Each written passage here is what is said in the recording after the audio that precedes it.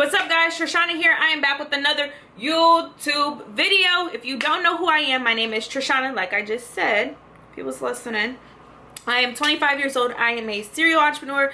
I own a 6-figure rolled ice cream shop. I'm also a business coach. I teach business coaching, ways to grow your business. That's why you're here. I also have an online boutique and so many other things, but we're here for business, so let's get into it.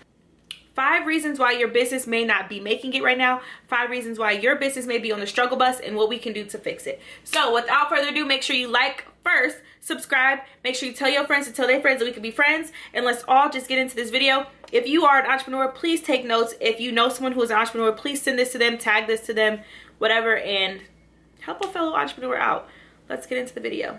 First reason why your business may not be making it, may be on the struggle bus, you guys, is because you have no social media presence, okay?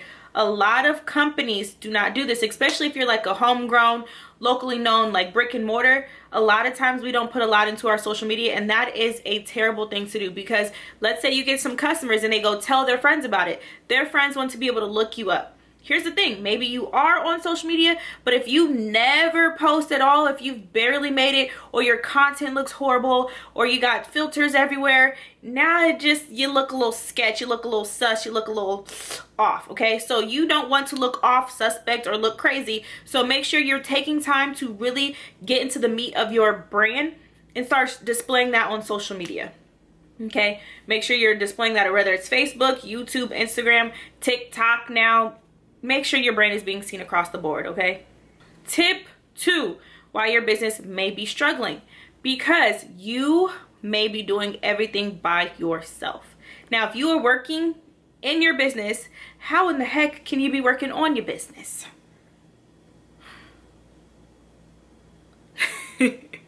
Tell me that. You need to be working on your business. If you are constantly in there, you guys, there's no way you could be working on the business. So what do I mean? If for every $3 you make, you need to be spending $1 with an employee. So a lot of times we're like, well, when should we hire? Hire when you're not making enough money, when you're leaving money on the table because you're doing everything by yourself. A lot of wigologists or people who make wigs or do hair, you guys won't do anything else because your hands are so tied doing hair. And then you guys want to make posts and say, well, I'm only one person and you guys are rude, and we don't care that you're only one person. We just know we want our wigs. We don't care who's making them. We want our wigs. So what does that mean? Hire somebody to sew. Hire someone to do your packaging. Hire someone to take one piece of the load off of you. So when you're ready to delegate, this is what you need to do. Come up with the list of all the things that you have to do for your business. The things that only you can do, keep on your list. The things that you can give to other people, like answer emails, package orders, order new inventory, all of that, give to somebody else. That's where the dollar that you're paying goes over. For every $3, be paying $1. Your payroll or your employee expenses should never go over 25 to 30% of your profit anyway. But you guys, you're going to be making so much money, so much more money. That's like me running a whole ice cream shop by myself and having to turn customers away because I'm understaffed. It's the same thing for you in your home-based business, okay? So was that tip number 2? That was tip number 2.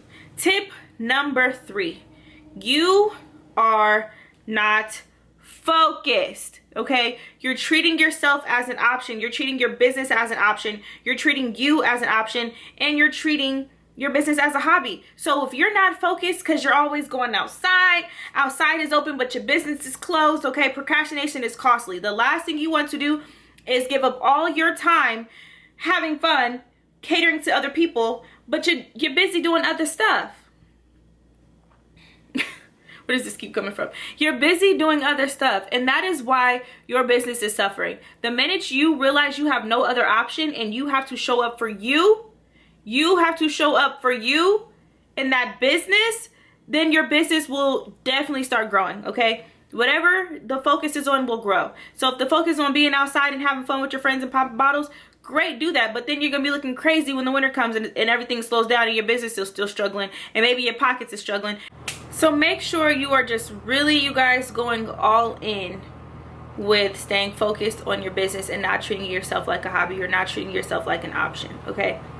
The 4th reason why your business may be struggling is you do not have any working capital. A lot of times we're trying to work our jobs and we're trying to build ourselves up to make money, save money, fix our credit, and we're taking the 5-year plan when it's as simple as creating a business plan and shopping your business plan around. I always say this: you do not have to have money to start a business. You have to have a solid business plan, and you can pitch that business plan around to loan officers for microloans, angel investors, the list goes on, SBA loans, the list goes on, you guys. But taking the long route and picking up extra hours at your job and trying to pay off all this debt and all that stuff is completely unnecessary. Sometimes you just need to get started and you just need working capital. That's it.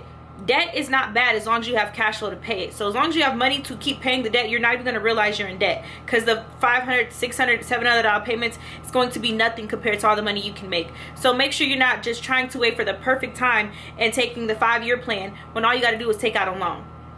Take out a loan, have a business plan, your business will grow. Or maybe you have some money, but you wait, till you get paid from your job. And I don't even know why people still keep jobs when they're serious about their business, but that's another topic.